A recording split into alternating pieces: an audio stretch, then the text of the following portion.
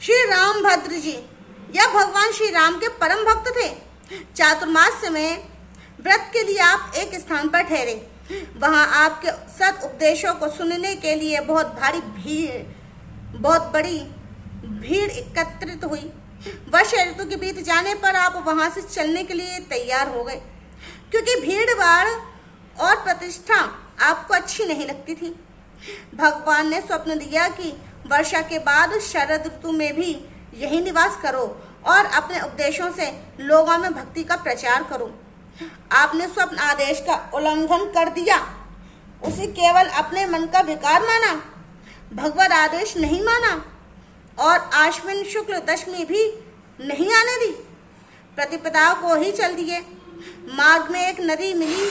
आपने देखा कि पानी थोड़ा है, अतः पैदल ही उसे पार करने के लिए उसमें घुसे। बीच धार में पहुंचते ही जल की बाढ़ आ गई। तेज गहरी धार में श्री रामभद्र जी बहने लगे और डूबने लगे। तब आपको भगवान श्री राम की याद आई। अपनी भूल पर पछताने लगे। शरीर का अंतिम समय समझकर राम नाम का स्मरण करने लगे।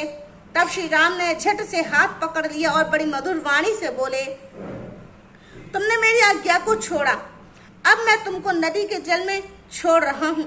श्री रामभद्र जी ने कहा, प्रभु मैं अज्ञानी जीव आपका शिशु अनुचित कर सकता हूँ, पर आप अपने स्वभाव को नहीं छोड़ सकते हैं। ऐसे दीन वचन सुनकर प्रभु ने इन्हें नदी से निकालकर तट पर खड़ा कर दिया और स्वयं आप फिर नदी में कूद पड़े। भगवत स्पर्श और दर्शन से कृतार्थ हुए श्री रामभद्र जी से नहीं रहा गया, ये भी नदी में कूद पड़े।